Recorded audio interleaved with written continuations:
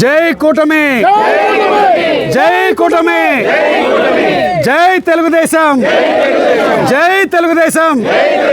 చంద్రబాబు నాయుడు గారి నాయకత్వం, చంద్రబాబు నాయుడు గారి నాయకత్వం, లోకేష్ బాబు గారి నాయకత్వం, లోకేష్ బాబు గారి నాయకత్వం. జై కూటమి.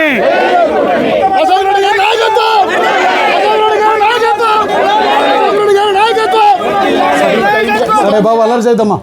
నమస్కారం, బాగున్నారా? ఏమ్మా, ఏం చేస్తుంటారు మీరు?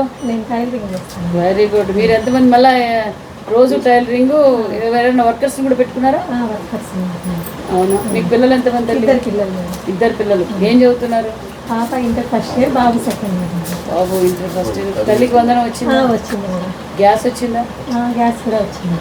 ఫ్రీ బస్ ఎక్కారా? మీరు ఏదో మెటీరియల్ ఎక్కాం మేడం. మార్కాపురం అలా వెళ్ళొస్తుంటాం. ఫ్రీ బస్ ఎక్కారు. ఇంట్లో అత్తకు కానీ మామకు కానీ మరి పెన్షన్ పెన్షన్ మా తాతకు వస్తుంది. మీ తాతగారికి పెన్షన్ వస్తుంది.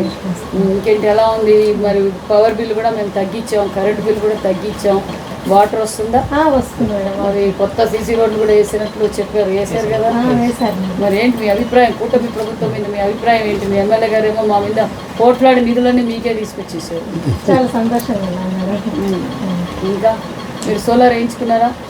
లేదు. వేయించుకోండి, సోలార్ కూడా వేయించుకోండి. సోలార్ కూడా సబ్సిడీ ఇచ్చాం. ఏంటి, మీరు ఇప్పుడు మగ్గం వర్క్ చేస్తున్నారు కదా, మీరు ఎంతమందికి ఎంప్లాయ్మెంట్ ఇస్తున్నారు? మా దగ్గర ఇద్దరు వర్కర్స్ ఉన్నారు. ఇద్దరు వర్కర్స్. నువ్వు పని చేస్తూ నువ్వు ఒక ఎంటర్ప్రెనర్గా ఇంకొక ఇద్దరు ఉపాధి చూపిస్తున్నావు. మీరేం చేస్తుంటారండి? మేస్త్రి. ఎలా ఫ్రీ దొరుకుతుంది? ఎలా ఉంది ఇప్పుడు జిఎస్టీ రిఫార్మ్స్ వల్ల? సిమెంట్ రేట్ కూడా తగ్గింది. వర్కులు బాగానే జరుగుతున్నాయి. భవన కార్మికులందరికీ పని కల్పించాం. అంత హ్యాపీనా? మీకు అన్న క్యాంటీన్ ఉందా?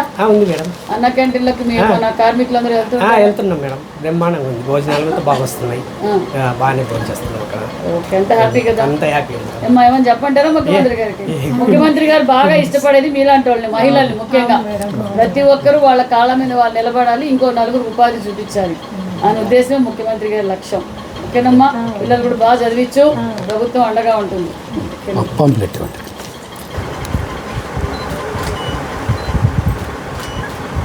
ఏం కావాలన్నా?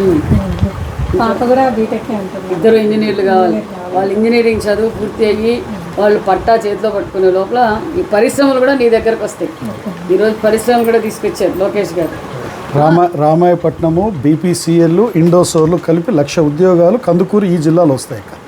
రామాయపట్నం, బీపీసీఎల్, ఇండోసోర్ 1,00,000 కోట్ల పెట్టుబడులు, 1,00,000 ఉద్యోగాలు.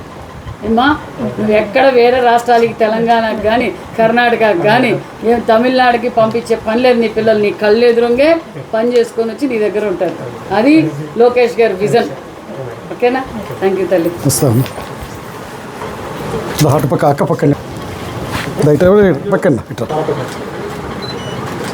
ఓకే అమ్మా, థ్యాంక్ యూ.